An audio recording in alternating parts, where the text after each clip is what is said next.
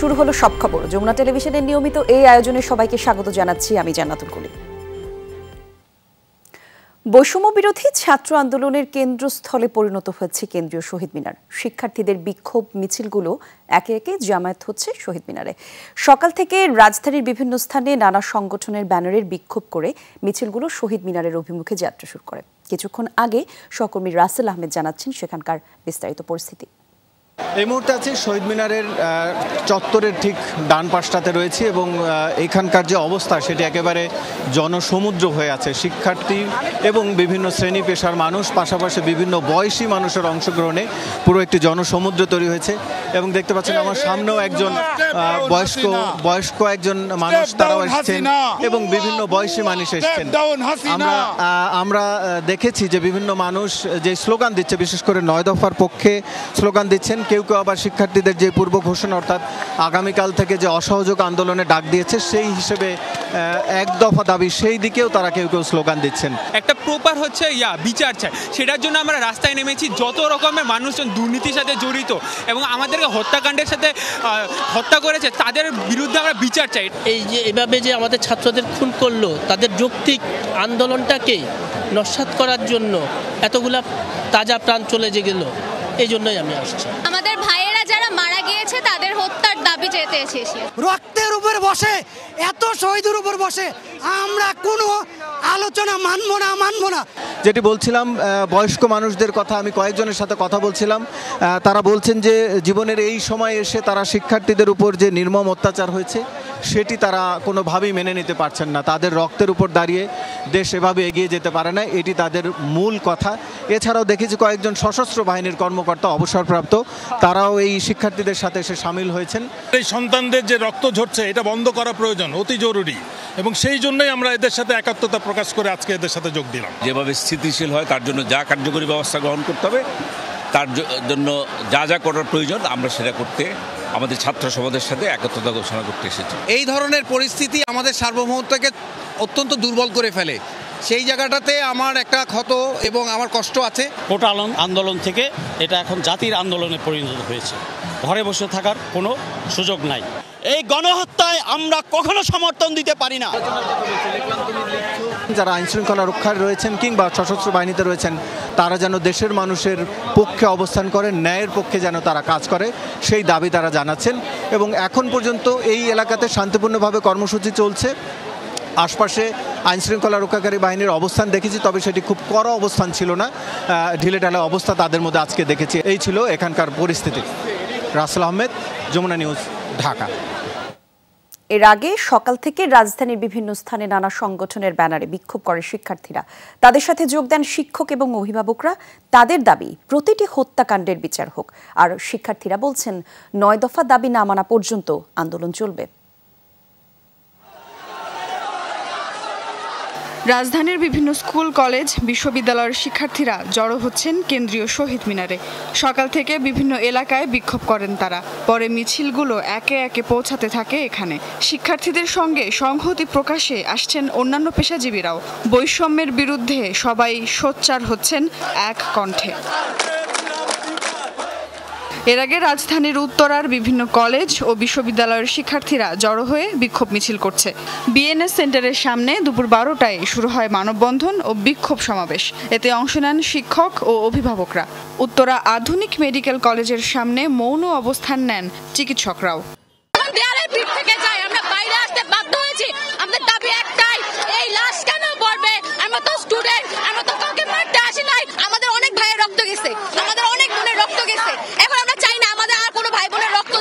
এই বাংলাদেশ, যে বাংলাদেশ নিয়ে অনেকদিন হতাশা প্রকাশ করেছে, সেই বাংলাদেশ আজকে আমাদেরকে আশা জাগাচ্ছে আমাদের বুকে। শিক্ষার্থী হত্যাকাণ্ডের ঘটনার দায়ীদের বিচারের দাবিতে শান্তিনগর মোড়ে বিক্ষোভ হয়েছে। সকালে Viqarunnisa Noon school and college, Wills little flower school সহ আশপাশের স্কুল কলেজের শিক্ষার্থীরা শান্তিনগর মোড়ে স্লোগান দিতে থাকে। তাদের হাতে ছিল ব্যানার, ফেস্টুন আর কণ্ঠে ছিল স্লোগান। এদিকে সকালে ইস্ট ওয়েস্ট বিশ্ববিদ্যালয়ের সামনেও শুরু হয় বিক্ষোভ সমাবেশ। শিক্ষার্থীরা বলেন, দাবি আদায় না হওয়া পর্যন্ত রাজপথে থাকবেন তারা। শিক্ষার্থী নিপীড়ন ও হয়রানির বিরুদ্ধে মানববন্ধন করেছে বিইউপি সহ কয়েকটি বিশ্ববিদ্যালয়ের শিক্ষকরা। তাদের সঙ্গে যোগ দেন শিক্ষার্থী আর অভিভাবকরা। যে সমস্ত বিবেকবান লোক এখনো ঘরে বসে ঘুমিয়ে আছেন, তাদের বিবেককে জাগ্রত করুন। তারা বলতেছে যে আমরা ছাত্রদের কোনো হয়রানি করতেছি না, কিন্তু তাদেরকেই ধরা হয়েছে। তারা কি পরীক্ষা দেওয়ার মতো মন মানসিকতা আছে? নাই। দুপুরে প্রগতি সরণিতে অবস্থান নেয় বেশ কয়েকটি বেসরকারি বিশ্ববিদ্যালয়ের শিক্ষার্থীরা। বৈষম্য বিরোধী ছাত্র আন্দোলনের কর্মসূচির অংশ হিসেবে মিছিল করেন তারা। সায়েন্স ল্যাবের সামনেও হয় শিক্ষার্থীদের বিক্ষোভ কর্মসূচি। নানা ধর্মী স্লোগান আর ব্যানার ফেস্টুনে অবস্থান নেন শিক্ষার্থীরা। পরে সেখান থেকে শহীদ মিনারের দিকে যাত্রা শুরু করে বিক্ষোভ মিছিলটি। আপনারা গুলি ছেড়ে, বন্দুক ছেড়ে সাধারণ ছাত্রদের পাশে দাঁড়ান, নাগরিকদের পাশে দাঁড়ান। আমরা এখনো 9 দফাতে আছি, কিন্তু সরকার যদি আমাদেরকে আর কোনোভাবে উস্কানি বা ফুসকানি দেওয়ার চেষ্টা করে, আমরা 1 দফাতে চলে যাব। যাত্রাবাড়ি আর মিরপুর 10-এও সকাল থেকে বিক্ষোভ মিছিল হয়েছে। সেখানে শিক্ষার্থী আর অভিভাবকরা অংশ নেন। যাত্রাবাড়িতে বিক্ষোভে সংহতি জানিয়ে মাঠে নামে স্থানীয় মাদ্রাসার ছাত্ররাও। তাদের সকলের দাবি হত্যাকারীদের যথাযথ বিচার। সুমাইয়া ঐশী, যমুনা নিউজ, ঢাকা। প্রধানমন্ত্রী শেখ হাসিনা বলেছেন, আন্দোলনরত শিক্ষার্থীদের জন্য গণভবনের দরজা খোলা। কোটা আন্দোলনকারীদের সাথে তিনি বসতে চান, তাদের কথা শুনতে চান। কোনো সংঘাত তিনি চান না। আটক সাধারণ শিক্ষার্থীদের মুক্তি দিতে সংশ্লিষ্ট কর্তৃপক্ষকে নির্দেশ দেন প্রধানমন্ত্রী। আশ্বাস দেন, কোটা বিরোধী আন্দোলনের সময় হওয়া প্রতিটি হত্যাকাণ্ডের বিচারের। গণভবনে এক বৈঠকে বিশ্ববিদ্যালয়ের সরকারি প্রতিষ্ঠান, স্বায়ত্তশাসিত প্রতিষ্ঠানের প্রস্তাবিত পেনশন ব্যবস্থা বাতিলের কথাও জানান সরকার প্রধান। আপনাদের সামনে আমি বলতে চাচ্ছি, গণভবনে পেশাজীবী সমন্বয় পরিষদের কেন্দ্রীয় নেতৃবৃন্দের সঙ্গে প্রধানমন্ত্রী শেখ হাসিনার বৈঠক। এতে গুরুত্ব পায় সাম্প্রতিক সহিংসতা সহ দেশের চলমান পরিস্থিতি প্রসঙ্গ। যে হত্যাকাণ্ডের সাথে জড়িতদের অবশ্যই বিচার করা হবে। এ সময় প্রধানমন্ত্রী সহিংসতা ঠেকাতে আন্দোলনরত শিক্ষার্থীদের তার সরকারি বাসভবন গণভবনে আলোচনায় বসার আহ্বান জানান। তারা যদি এখনো আসতে চায়, কথা বলতে চায়, আমি তাদের সাথে কথা বলতে চাই, তাদের কথা শুনতে চাই, তাদের দাবির কি কি বাকি আছে আমি এটা শুনতে চাই, এবং যেটা আমাদের সাধ্যমতো সেটা আমি পূরণ করতে চাই। আমি এই সংঘাত চাই না। আমি কখনোই আমার দরজা বন্ধ করিনি। গণভবনের দরজা খোলা। যখনই এই আন্দোলনকারীরা কথা বলতে চায়, আলোচনা করে সমাধান করতে চায়, আমি তাদের সাথে নিজেই বসতে রাজি। যে কোনো সময় তারা আসতে পারে, আলোচনা করতে পারে, দরকার হলে তাদের গার্জিয়ানদের নিয়েও আসতে পারে। সাম্প্রতিক ঘটনায় আটক সাধারণ শিক্ষার্থীদের মুক্তি দিতে সংশ্লিষ্ট কর্তৃপক্ষের প্রতি নির্দেশ দেন প্রধানমন্ত্রী। কোটা বিরোধী আন্দোলনের সময় প্রতিটি হত্যাকাণ্ডের বিচারেরও আশ্বাস দেন তিনি। আমি এটা স্পষ্ট বলি, হত্যাকাণ্ডের সঙ্গে যারা জড়িত, সে যেই হোক, অবশ্যই তাদের বিচার করা হবে, এবং যারা জড়িত তদন্ত করেই তা বের করা হবে। যারা অস্ত্রধারী, যেমন রংপুরে একটা ঘটনা ঘটেছে, যে পুলিশ দায়ী, সেই পুলিশকে সাসপেন্ড করা হয়েছে এবং তার বিরুদ্ধে তদন্ত হচ্ছে এবং তার বিচার হবে। অ্যারেস্ট যারা করা হয়েছে তাদের মধ্য থেকে যারা ছাত্র ছিল, পরীক্ষার্থী, তাদের সবাইকে কিন্তু জামিন দিয়ে ছেড়ে দেওয়া হয়েছে। যারা যারা দোষী ঠিক তাদেরকে চিহ্নিত করে তারা থাকবে, কিন্তু বাকিরা যাতে মুক্তি পায় সে ব্যবস্থাটা কিন্তু আমরা করে দিয়েছি। বিশ্ববিদ্যালয়, সরকারি প্রতিষ্ঠান ও স্বায়ত্তশাসিত প্রতিষ্ঠানে প্রস্তাবিত পেনশন ব্যবস্থা বাতিলের কথাও জানান সরকার প্রধান। সার্বজনীন পেনশন স্কিম, এটা কিন্তু 2008-এর নির্বাচনী ইস্তাহারে আমাদের ছিল যে আমরা এটা করব। আমরা বহু সময় নিয়ে এটা অনেক চিন্তাভাবনা করে সার্বজনীন পেনশন স্কিমটা আমরা চালু করেছি, এবং সেখানে কিন্তু বিভিন্ন শ্রেণীর মানুষের জন্য বিভিন্নভাবে সুবিধা আমরা দিয়েছি। যে বিশ্ববিদ্যালয়, স্বায়ত্তশাসিত প্রতিষ্ঠান এবং প্রজাতন্ত্রের সকল বেতনভোগ কর্মচারীদের ক্ষেত্রে সার্বজনীন পেনশন ব্যবস্থায় অংশগ্রহণের বাধ্যবাধকতা বাতিল করে দিয়েছি, একবার বাতিল করে দিয়েছি। চলমান পরিস্থিতি নিয়ে বিভিন্ন পক্ষের সঙ্গে আলোচনার অংশ হিসেবে রোববার সাংস্কৃতিক কর্মীদের সাথে কথা বলবেন প্রধানমন্ত্রী শেখ হাসিনা। ধ্বংসাত্মক কাজের সাথে জড়িত না, তাদেরকে মুক্তি দেওয়া শুরু করবে। তৌহিদ মিথুন, যমুনা নিউজ, ঢাকা। কোটা সংস্কার আন্দোলনে রংপুরে বেগম রোকেয়া বিশ্ববিদ্যালয়ের অন্যতম সমন্বয়ক আবু সাইদকে গুলি করার ঘটনায় 2 পুলিশ সদস্যকে সাময়িক বরখাস্ত করেছে মেট্রোপলিটন পুলিশ। দুপুরে এই তথ্য জানান রংপুর মহানগর পুলিশ কমিশনার। তিনি বলেন, প্রাথমিক তদন্তের ভিত্তিতে এই সিদ্ধান্ত নেওয়া হয়। আবু সাইদের মৃত্যুর ঘটনায় কর্তৃপক্ষের আদেশ অমান্য করা এবং কর্তব্য পালনে অবহেলার কারণে তাজহাট মেট্রোপলিটন থানার এএসআই আমির হোসেন এবং কনস্টেবল সুজন চন্দ্র রায়কে সাময়িকভাবে বরখাস্ত করা হয়েছে। গত 16 জুলাই পুলিশের গুলিতে নিহত হন রোকেয়া বিশ্ববিদ্যালয়ের ইংরেজি বিভাগের মেধাবী শিক্ষার্থী আবু সাইদ। পরে পুলিশের করা মামলায় আমির হোসেনকে 12 এবং সুজন চন্দ্র রায়কে 18 নম্বর সাক্ষী করে পুলিশ। ওই মামলায় এফআইআর প্রত্যাহারের দাবিতে আন্দোলন করে শিক্ষার্থীরা। ঘটনাস্থলে তারা দায়িত্বরত ছিল, তাদের আচরণ অপেশাদার ছিল। ঊর্ধ্বতন কর্তৃপক্ষের আদেশের বাইরে গিয়ে কাজ, তাদের এই প্রাথমিকভাবে এই তথ্য তাদের কাছে প্রতীয়মান হওয়ার পরে তারা একটা অন্তর্বর্তীকালীন প্রতিবেদন দেয় এবং সেই প্রতিবেদনের ভিত্তিতে বিগত 1 তারিখে 1 আগস্ট এএসআই আমির হোসেন এবং কনস্টেবল সুজনকে সাময়িক বরখাস্ত করা হয়। বর্তমান পরিস্থিতি বিবেচনায় 4 আগস্ট খুলছে না প্রাথমিক বিদ্যালয়। বিকেলে এই তথ্য নিশ্চিত করেছে প্রাথমিক ও গণশিক্ষা মন্ত্রণালয়। এর আগে 31 জুলাই বিষয়ক বিজ্ঞপ্তি প্রকাশ করে প্রাথমিক এবং গণশিক্ষা মন্ত্রণালয়। তাতে বলা হয়, দেশের 12টি সিটি কর্পোরেশন এবং নরসিংদী জেলার পৌর এলাকা ছাড়া দেশের বাকি সব প্রাথমিক বিদ্যালয় খুলবে রোববার। কোটা সংস্কারের দাবিতে আন্দোলনের এক পর্যায়ে সংঘর্ষ হয়। এর পরিপ্রেক্ষিতে গত 17 জুলাই থেকে শিক্ষার্থীদের নিরাপত্তার কথা বিবেচনা করে প্রাথমিক বিদ্যালয় অনির্দিষ্টকালের জন্য বন্ধ ঘোষণা করা হয়। একই কারণে শিক্ষা মন্ত্রণালয়ের আওতাধীন মাধ্যমিক এবং উচ্চ মাধ্যমিক পর্যায়ের সব শিক্ষা প্রতিষ্ঠান এবং পলিটেকনিক্যাল ইনস্টিটিউটগুলোর শ্রেণী কার্যক্রম পরবর্তী নির্দেশ না দেওয়া পর্যন্ত বন্ধ ঘোষণা করে শিক্ষা মন্ত্রণালয়। কোমলমতি শিক্ষার্থীদের সার্বিক নিরাপত্তার বিবেচনা করে আমরা যে তথ্য পেয়েছি বা অবজার্ভ করছি, সে নিরাপত্তার বিষয়টি সর্বোচ্চ বিবেচনা করে এই মুহূর্তে না করলে আমরা আপাতত বন্ধই থাকবে, শ্রেণী কার্যক্রম আপাতত বন্ধ থাকবে। সরকার ধৈর্য এবং সংযমের সাথে পরিস্থিতি মোকাবেলা করছে। বিএনপি জামায়াত সহিংসতা করে পরিস্থিতি ঘোলাটে করার চেষ্টা করছে বলে জানিয়েছেন আওয়ামী লীগের সাধারণ সম্পাদক ওবায়দুল কাদের। বিকেলে ধানমন্ডিতে আওয়ামী লীগ সভাপতির রাজনৈতিক কার্যালয়ের সংবাদ সম্মেলনে এই কথা জানান তিনি। বলেন, সামাজিক মাধ্যমে সাইবার সন্ত্রাসীরা বিভিন্ন অপপ্রচার চালাচ্ছে। শিক্ষার্থীদের আন্দোলন বেহাত হয়ে তৃতীয় পক্ষের হাতে চলে গেছে। এই অশুভ শক্তির তৎপরতা আওয়ামী লীগ সফল হতে দিতে পারে না বলেও জানান তিনি। সংঘাত বা সংঘর্ষ হতে পারে না। প্রধানমন্ত্রীর নির্দেশে এমন কর্মসূচি এড়িয়ে চলেছে আওয়ামী লীগ। তবে আগামীকাল ঢাকা সিটির সব ওয়ার্ডে জামায়াত এবং সকল নগর ও মহানগরে জমায়েতের ঘোষণা দিয়েছেন ওবায়দুল কাদের। আর সোমবার আওয়ামী লীগ শোক মিছিল করবে বলেও জানান তিনি। আগামীকাল নতুন করে প্রোগ্রাম দিয়েছে। ঢাকা সিটির সব ওয়ার্ডে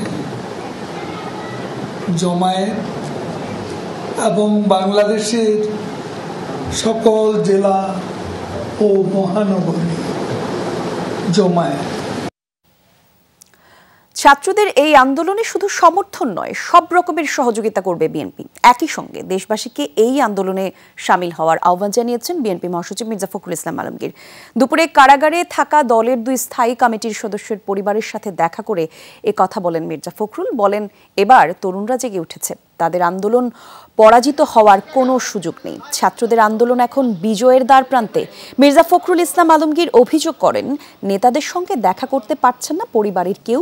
দলীয় কর্মীদের নির্যাতন না করারও আহ্বান জানান তিনি। বৈষম্য বিরোধী ছাত্র আন্দোলন এবং দেশের বর্তমান পরিস্থিতি নিয়ে বিএনপি মহাসচিব অভিযোগ করেন, ছাত্র জনতাকে নির্যাতন পাকিস্তানি হানাদার বাহিনীর বর্বরতাকেও হার মানিয়েছে। যৌক্তিকতা সেই সম্পর্কে এবং তাদের সবার সহযোগিতা চেয়েছে আর কি।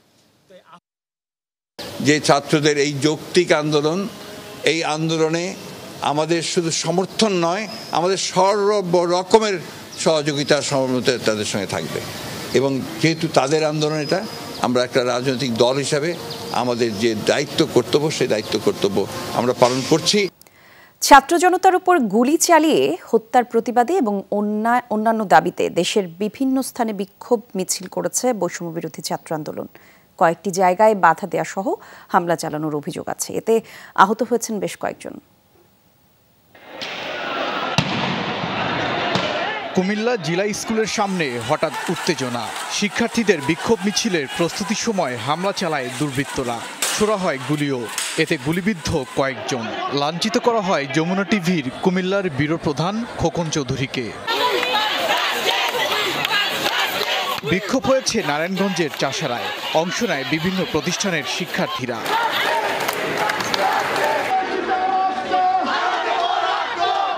রংপুর প্রেস ক্লাবের সামনে বিক্ষোভ করেছে বৈষম্য বিরোধী ছাত্র আন্দোলন। তাদের সাথে যোগ দেন অভিভাবকরাও।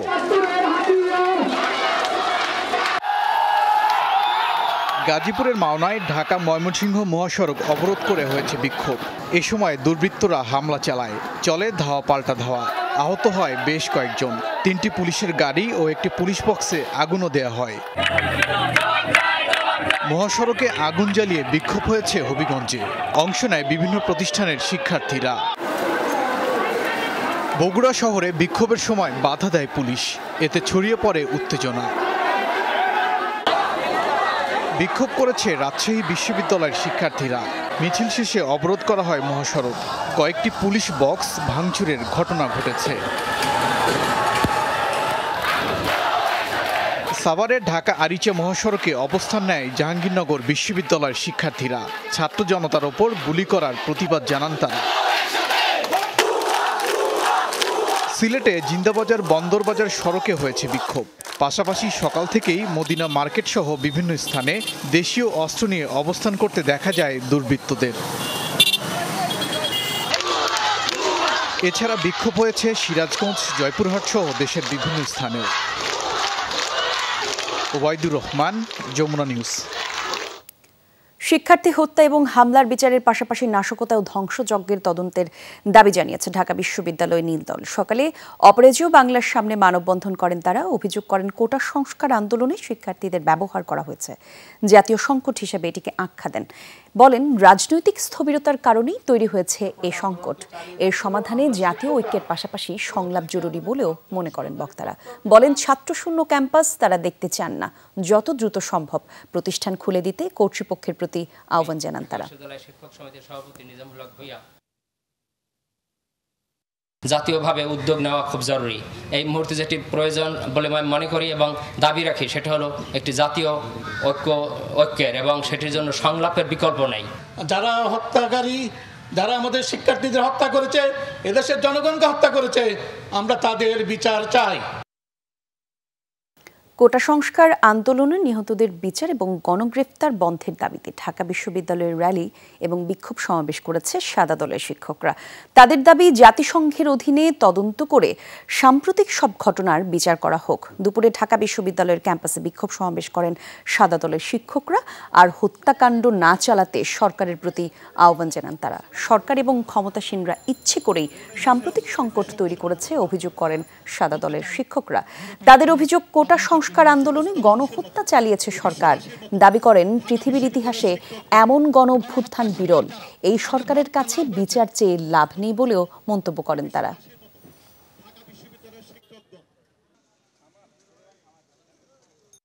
আমাদের ছাত্রদের বুকে, আমাদের সন্তানদের বুকে আর গুলি চালাবেন না। গণহত্যার দায় স্বীকার করে আপনারা পদত্যাগ করুন। কোটা সংস্কার আন্দোলনকে কেন্দ্র করে সৃষ্ট সহিংসতায় উদ্বিগ্ন বিভিন্ন অঙ্গনের মানুষজন। চলমান এই পরিস্থিতিতে ছাত্রদের কাতারে যোগ দিয়েছেন দেশের শিল্পী সমাজও। এবার শিক্ষার্থীদের সঙ্গে সংহতি প্রকাশ করতে রাজপথে নামলেন সঙ্গীত শিল্পীরা। বিকেল 3টা নাগাদ ধানমন্ডির রবীন্দ্র সরোবরে get up and stand up স্লোগানে সামনে রেখে জড়ো হন তারা। এ সময় সকলেই আলোচিত তরুণ র্যাপার হান্নানকে গ্রেপ্তারেরও নিন্দা জানান। সমাবেশে আরও উপস্থিত ছিলেন ব্যান্ড তারকা পার্থ বড়ুয়া, পান্থকানাই, এলিটা করিম, ব্যান্ড মাইলস, শিরোনামহীন, সুরকার প্রিন্স মাহমুদ সহ দেশের সঙ্গীত অঙ্গনের জনপ্রিয় ব্যক্তিরা। বলেন শিক্ষার্থীদের যৌক্তিক আন্দোলনের পাশে থাকবেন তারা। হত্যা এবং সহিংসতার সাথে জড়িতদের বিচারের দাবিও ওঠে এ সময়। সমাবেশ শেষে শহীদ মিনারের দিকে মিছিল নিয়ে এগিয়ে যান তারা।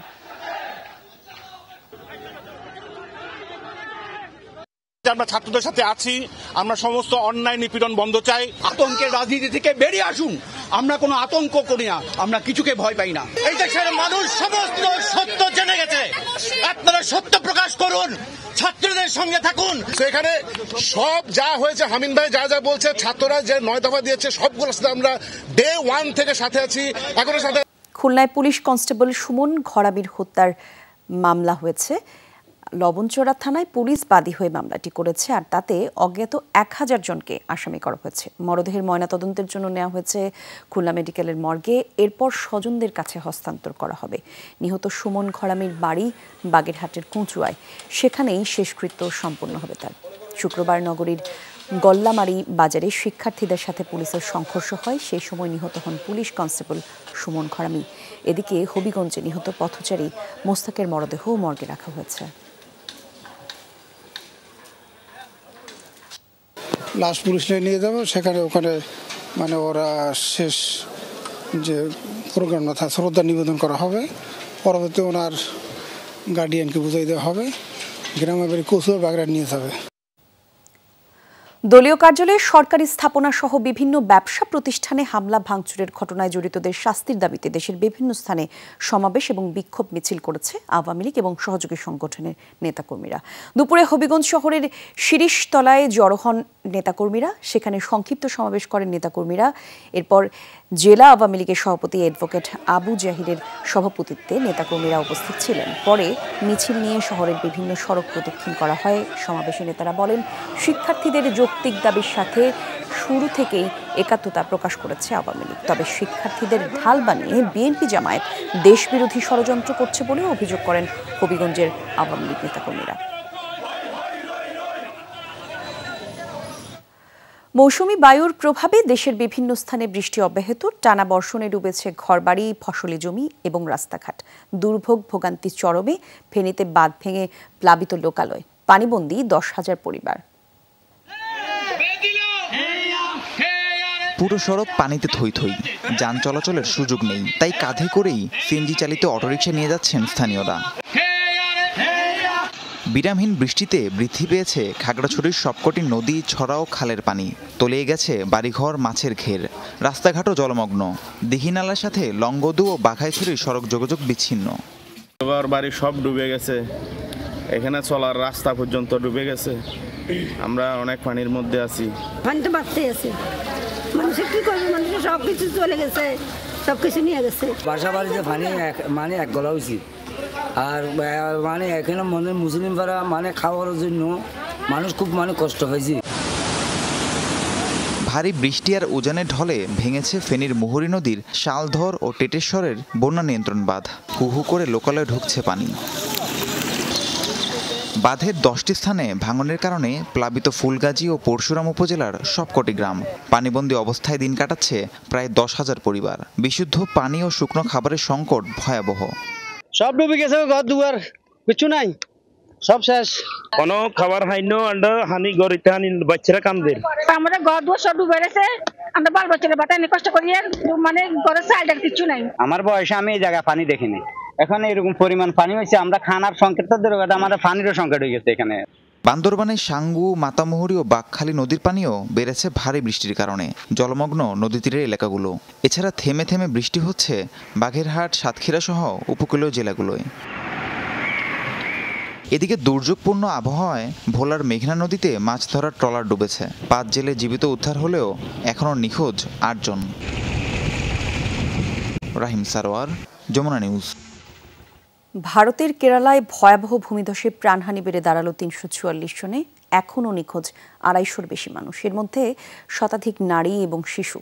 প্রাণহানি আরও বাড়ার আশঙ্কা কর্তৃপক্ষের। 5ম দিনের মতো চলছে উদ্ধার কাজ সেখানে। দুর্গত এলাকায় নিখোঁজদের উদ্ধারে কাজ করছে সেনা, নৌসহ বিভিন্ন বাহিনীর 1600 সদস্য। তবে ভারী বৃষ্টির কারণে ব্যাহত হচ্ছে উদ্ধার তৎপরতা। গত সোমবার মধ্যরাতে রাজ্যের ওয়াইনার জেলায় ভারী বৃষ্টির কারণে হয় পাহাড়ি ঢল, তাতে দেখা দেয় ব্যাপক ভূমিধস। ঘুমন্ত গ্রামবাসীর ওপর নেমে আসে বিপর্যয়। পুরোপুরি ধ্বংস হয়ে গেছে মুন্দাক্কাই এলাকা।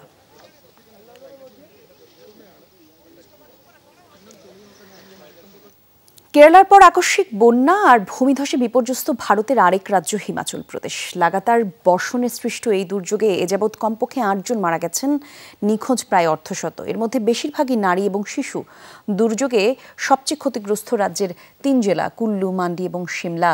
আকস্মিক বন্যা আর ভূমিধসে ব্যাহত রাজ্যের যোগাযোগ ব্যবস্থা, তলিয়েছে শতাধিক ঘরবাড়ি, দোকানপাট, শিক্ষা প্রতিষ্ঠান সহ গুরুত্বপূর্ণ স্থাপনা। বন্যার পানিতে আটকে পড়াদের উদ্ধারে চলছে অভিযান। যোগ দিয়েছে সেনাবাহিনীও। ব্যবহার করা হচ্ছে ড্রোন সহ আধুনিক যন্ত্রপাতি। একই অবস্থা ভারতের আরেক রাজ্য উত্তরাখণ্ডেও। ভয়াবহ বরফ ধস দেখা দিচ্ছে কেদারনাথে।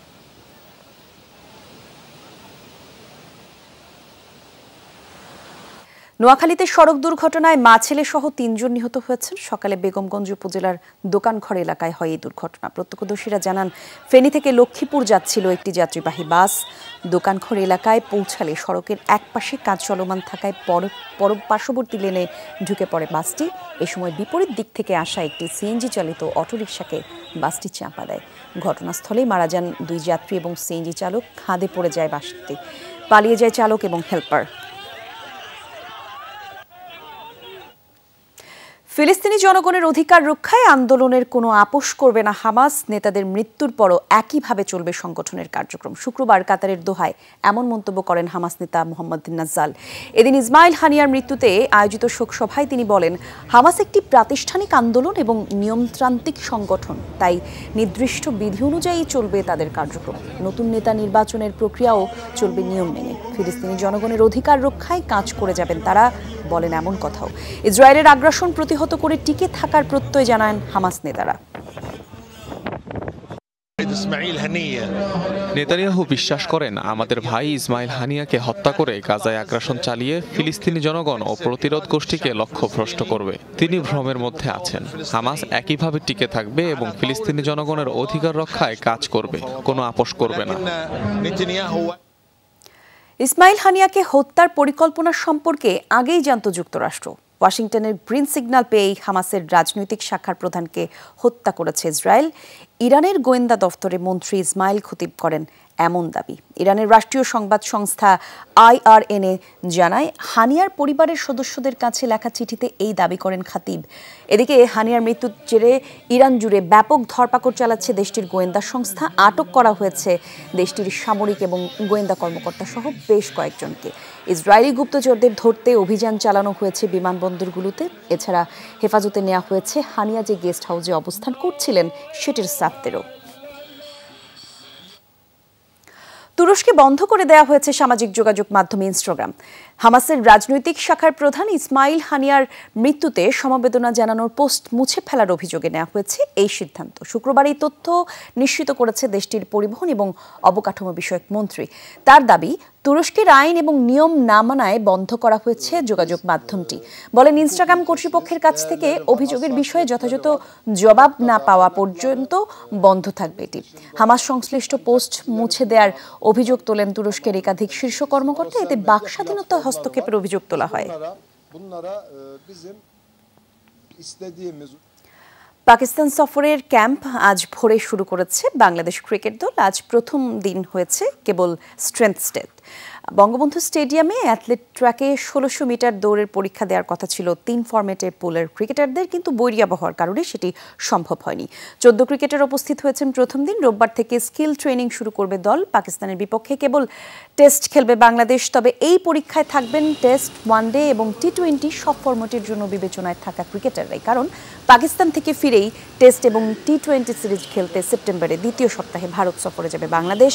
এই ক্যাম্পে আপাতত নেই সাকিব এবং শরীফুল। তারা কানাডার গ্লোবাল টি20 লিগে খেলছেন। বৃহস্পতিবার দিবাগত রাতে ঢাকায় ফিরছেন হেড কোচ চান্দিকা হাতুড়ি সিংহে।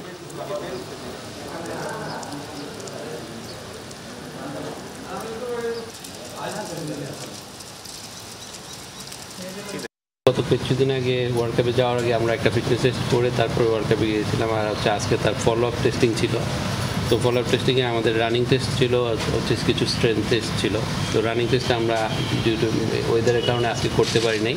তো স্ট্রেংথ টেস্টটা আমরা সবাই মিলে আজকে কন্ডাক্ট করলাম। নেক্সট ডে ওয়েদারের উপর ডিপেন্ড করবে, আর আমাদের প্লেয়ারগুলির অ্যাভেলেবিলিটির উপর অনেক কিছু ডিপেন্ড করবে। কারণ অনেকগুলি প্লেয়ার তো এ টিমে চলে যাবে, প্লাস হচ্ছে পরবর্তীতে ন্যাশনাল টিমের প্রোগ্রাম অ্যাড হবে।